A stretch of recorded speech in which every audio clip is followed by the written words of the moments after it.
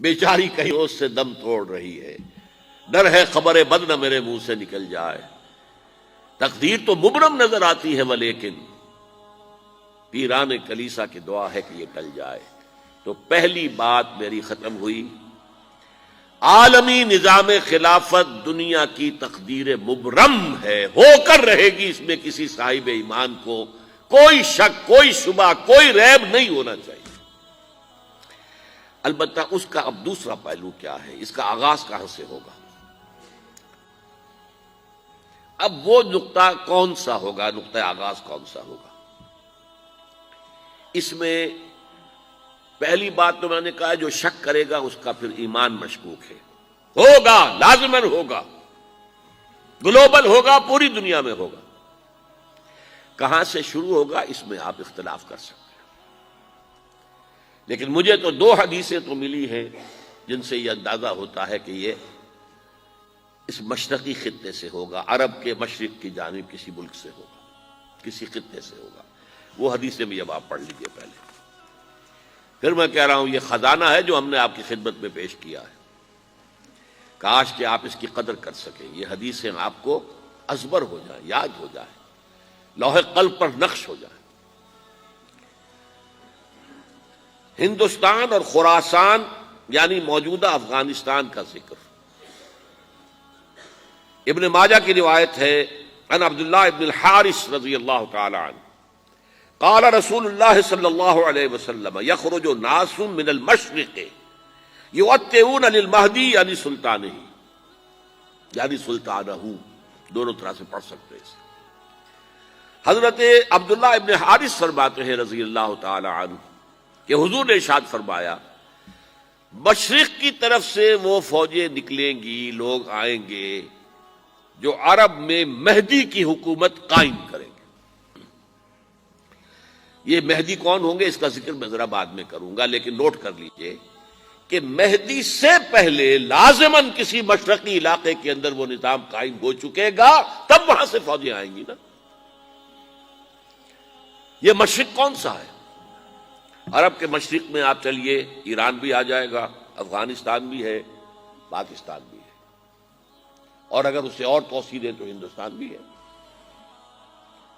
یہ ہے عرب کا مشرق، اس سے فوجیں جائیں گی۔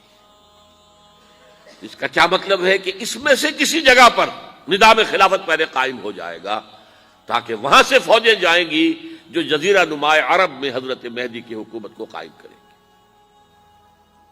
اب دوسری حدیث سنیے، یہ سنن ابن ماجہ کی حدیث تھی جو میں نے آپ کو سنائی، آپ نے پڑھی۔ دوسری عن ابی ہریرہ رضی اللہ تعالی عنہ، یہ ترمذی شریف کی روایت ہے، قال قال رسول اللہ صلی اللہ علیہ وسلم یخرج من خراسان رایات سود لا يردها شیء حتی تنصب بایلیا، خراسان کے علاقے سے سیاہ جھنڈے لے کر فوجیں آئیں گی، ان کا رخ کوئی موڑ نہیں سکے گا، ان کو پیچھے پھیر نہیں سکیں گے کوئی بھی، یہاں تک کہ وہ یروشلم میں جا کر جھنڈے نصب کر دیں گے۔ ایلیا حضور کے زمانے میں یروشلم کو کہتے تھے۔ یہ یروشلم تھا جب حضرت سلیمان کی حکومت تھی اور یہاں پر معبد سلیمانی، ہیکل سلیمانی قائم ہوا، پھر یہ یروشلم ہی رہا ہے تاریخ میں، یہاں تک کہ سن 70 عیسوی میں جب ٹائٹس رومی جنرل نے اس کو گرایا، ختم کیا، سیکنڈ ٹیمپل گرا دیا، اور یہاں سے یہودیوں کو کہا نکل جاؤ یہاں سے، کوئی یہودی باقی نہیں رہا، تب بالکل تہو بالا برباد کر دیا۔ اس کے کوئی 150 سال بعد ہیڈریان، رومن ایمپرر ہیڈریان، اس نے پھر دوبارہ آباد کیا اس شہر کو۔ 150 سال تک یہ بالکل بنجر اور بالکل غیر آباد پڑا تھا۔ اب ہیڈریان نے جب آباد کیا تو اس کا نام ایلیا رکھا، اب یروشلم نام نہیں تھا۔ تو حضور کے زمانے میں پھر اس کا نام ایلیا تھا، اور اب اس سے کیا معلوم ہو رہا ہے کہ یہ یروشلم مسلمانوں کے قبضے سے اس وقت نکلا ہوا ہوگا، ایک دفعہ پہلے نکلا تھا، سن 1099 عیسوی میں مسلمانوں کے ہاتھ سے نکلا، کروسیڈرز، عیسائیوں نے آ کر اس کو قبضے میں کیا، لاکھوں مسلمانوں کو مارا، قتل کیا۔ اس کو 1187 میں واپس لیا ہے۔ کس نے لیا ہے؟ صلاح الدین ایوبی کرد۔ عرب کھوکھلے ہو چکے تھے، عربوں نے کھویا، واپس نہیں لے سکے۔ بہت حکومت کر چکے تھے، 400-500 برس کی حکومت کر کے، اور ان کے عیش اور ان کے آرام، اب ان میں جان نہیں تھی کہ وہ واپس لے سکے۔ واپس لینے والا گرم کرد خون تھا، صلاح الدین ایوبی۔ تو گویا کہ اب آپ سمجھئے کہ 88 برس تک عیسائیوں کا قبضہ رہا یروشلم پر۔ اب 1967 میں یہودیوں نے قبضہ کیا ہے، اور اب 38 برس تو ہو گئے، 88 نہیں تو 38 برس تو ہو گئے۔ لیکن وہ دور آئے گا کہ اب پھر لیں گے، لینے والے عرب بھی نہیں ہوں گے، خراسان کے علاقے سے فوجیں آئیں گی۔ یہ خراسان کیا تھا؟ ایلیا تو میں نے آپ کو بتا دیا، یروشلم کا نام ہے۔ خراسان اس زمانے میں ایک بہت بڑے ملک کو کہتے تھے۔ کچھ حصہ پاکستان کا بھی اس میں شامل ہے، کچھ حصہ ایران کا بھی ہے۔ ایران کے اس حصے کو اب بھی خراسان کہتے ہیں، وہ ایک صوبہ ہے۔ خراسان ایک صوبہ ہے ایران کا، چھوٹا سا۔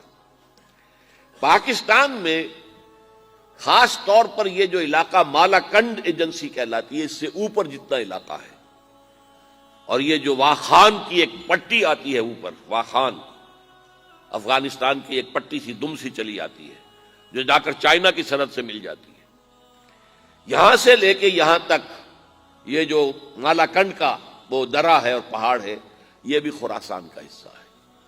باقی تقریباً 2/3 آف افغانستان ساؤدرن حصہ نہیں ہے خراسان کا حصہ، یہ سیستان کہلاتا تھا، یہ خراسان نہیں ہے۔ لیکن یہ کہ اوپر کا 2/3 آف افغانستان، اور اس کے ساتھ یہ جو عرب، جو اب یہ ترک ممالک آزاد ہوئے ہیں سوویت یونین کے ڈسولوشن کے ساتھ، یہ سارا علاقہ کہلاتا ہے خراسان بزرگ، دی گریٹ خراسان۔